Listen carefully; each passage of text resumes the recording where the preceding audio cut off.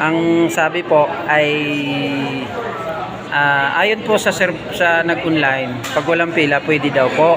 Pero ayon naman po sa service ng ng government dito sa sa Star Mall para sa NBI. Yan. Daw po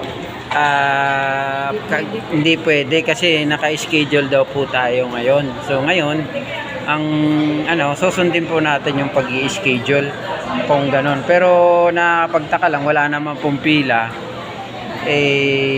Sana ma-accommodate tayo kasi kailangan din po natin yung kailangan din po natin yung Ginausap na yun.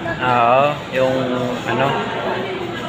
so ayun kay ma'am, nagpatulong tayo kay ma'am na sana kung pwede. Natanong naman doon, sabi daw po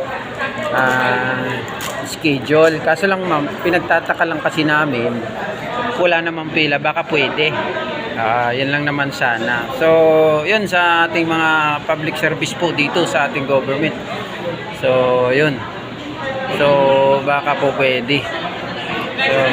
So ma'am, tanong ko lang po, anong oras po ang kung sakali sundin namin yung schedule sa 8, anong oras po kayo nagbubukas? 8 po, open na po ang government service ng 8 a.m. hanggang 5 na. Pinapapasok naman po ng Star Mall pagka nagpapapasok po sila dito sa may parking area ng 8 a.m. pagbukas na po ang government service. Nagpapapasok na po sila. Anytime naman po.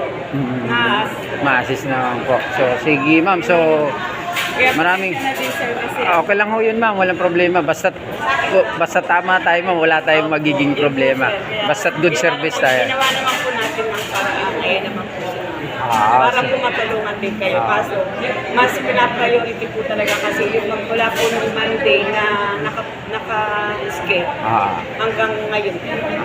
Pasensya. So sige ma'am, so anong pangalan niyo ulit ma'am para makapagpasalamat man lang kami at makita niyo sa Facebook yung ayun. So maraming salamat kay Ma'am Emily yung nag-assist dito sa NBI Star Mall. So muli po Ma'am Emily, maraming salamat po sa inyo sa information po na yun.